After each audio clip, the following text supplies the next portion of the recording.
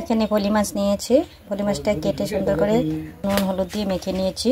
পলি মাছটা ভেজে নেব। মাছটা ভাজার জন্য তেল দিয়ে দিলাম।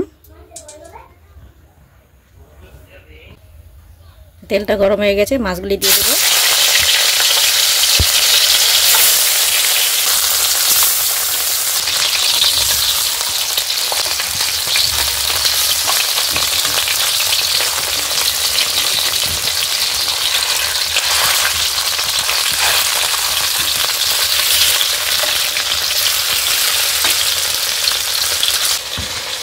মাছের জন্য মশলা রেডি করে নিয়েছি। এখানে জিরের গুঁড়ো, ধনের গুঁড়ো, কাঁচা লঙ্কা, শুকনো লঙ্কা গুঁড়ো, নুন, হলুদ। এটাকে জল দিয়ে গুলে নেব।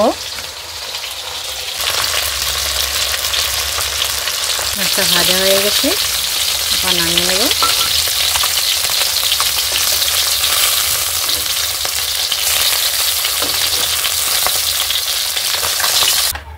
এই তেলে আমি ডাঁটা আলুটা ভেজে নেব।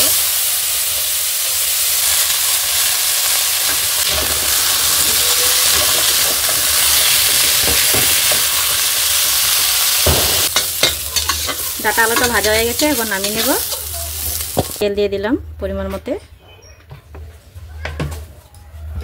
জিরে ফোড়ন,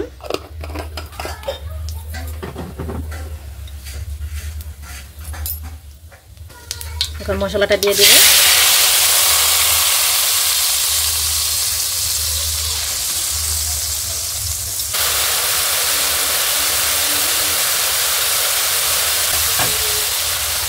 মশলাটা কষানো হয়ে গেছে, এখন ভেজে রাখা ডাঁটা আলুটা দিয়ে দেব। এখন আরো 1 মিনিট ভেজে নেব।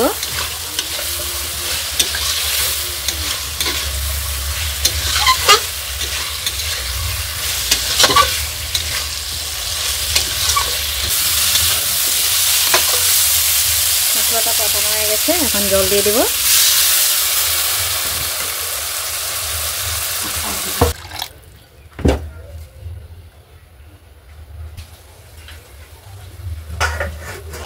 ঝোলটা উতলে উঠেছে, এখন মাছগুলি দিয়ে দেব।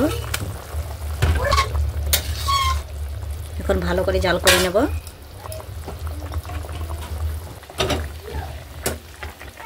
মাছটা হয়ে গেছে, এখন নামিয়ে নেব। দেখো পলি মাছের ঝোল বানিয়ে নিয়েছি। তোমাদের ভালো লাগলে লাইক করবে, কমেন্ট করবে, শেয়ার করবে বন্ধুরা।